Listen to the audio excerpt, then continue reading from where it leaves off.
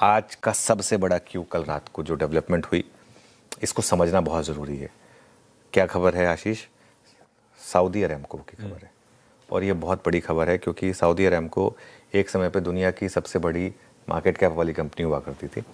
जब तेल से सारा प्रॉफिट आता था तब की बात है ये 26 साल के बाद सऊदी अरामको ने सबसे बड़ी क्रूड कीमतों में कटौती का फैसला किया है।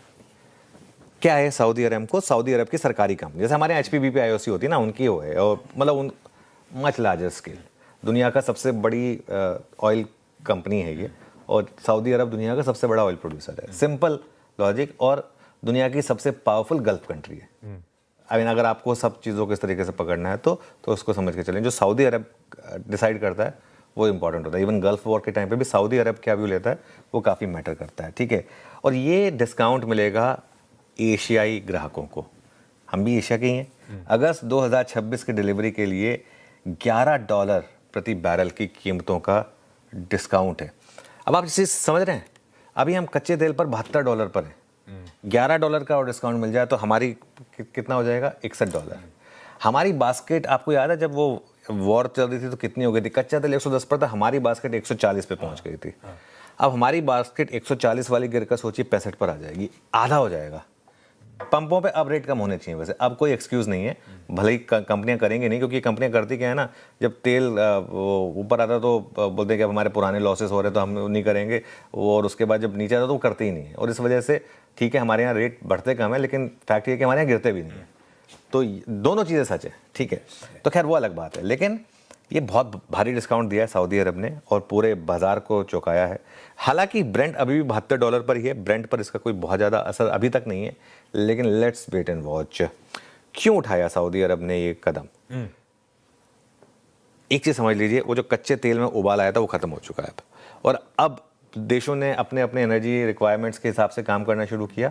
और एक जो हमने एक व्यू लिया था ना कि ये वॉर खत्म होने के बाद तेल तेजी से गिरेगा और हो सकता है कि प्री वॉर लेवल को भी तोड़ दे, क्योंकि डिमांड पर असर पड़ा है एक बार इतना सब होने के बाद। तो अब आपको सप्लाई बढ़ गई है, और एशियाई जो बायर्स हैं जो कहीं और किसी और से बाइंग की कोशिश कर रहे थे, अब जैसे ईरान का भी तेल बाजार में आ रहा है। ईरान का तेल अब तक सिर्फ चाइना लेता था, अब बाकी कंट्रीज भी लेंगी। तो अब इसका मतलब है कि यहाँ पर एक वॉर छिड़ेगी और एशियाई बायर्स को अट्रैक्ट करने के लिए।